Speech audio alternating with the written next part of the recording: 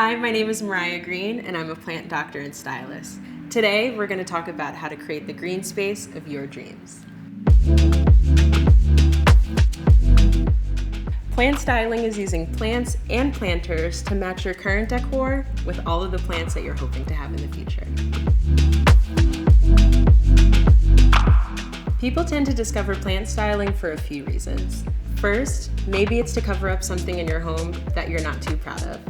Second is to accentuate all the parts of your space that you absolutely love.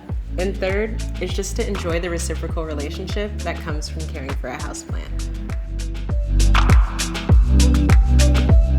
The amount of light that your plants are receiving and how much room they have to stretch out will dictate how happy they are in your space over time. I always recommend starting smaller than you think when it comes to your dream houseplant. Plants grow, so over time, it'll definitely get taller or fuller. So keep in mind that if you have limited space, start small. Sometimes pot sizes for larger trees are much bigger at the base than they are up top.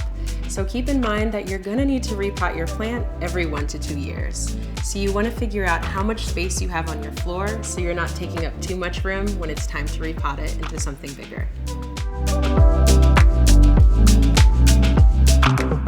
I often tell my clients to view their space as a completely blank slate. That way they can see all the possibilities that can happen when they add new plants to it. Once you've seen your space from a whole new perspective, it's time to create a plan. You'll want to sit down and determine what pots and plants you'll need to make that happen.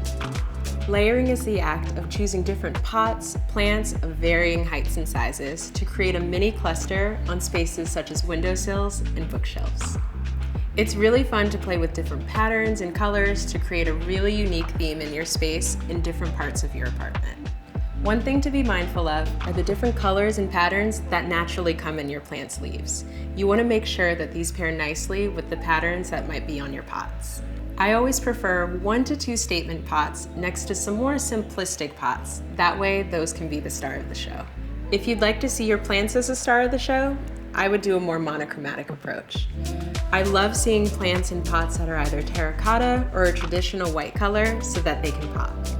For high ceilings, there are a couple of things that you can try to accentuate your space.